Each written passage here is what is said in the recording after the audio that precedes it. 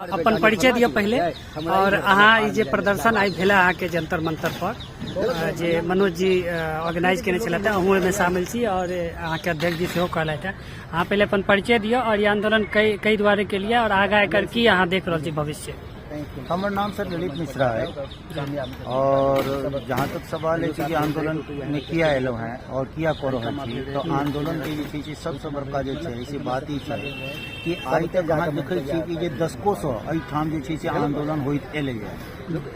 लेकिन हर आंदोलन में बहुत आंदोलन में हम सम्मिलित नहीं भेलहुँ लेकिन किछु आंदोलन एहन रहे जाहिमे हम सम्मिलित भेलहुँ। यदि हमरा जानकारी में रहैया कि मिथिला के लोक यदि कोनो आंदोलन चल रहा छै ताहिमे हम जरूर आबऽ के प्रयास करै छी। अब बात रहले कि आंदोलन किया करे छी, आंदोलन एहि दुआरे करे छी कि जे हमरा मिथिला के जे स्थिति और परिस्थिति है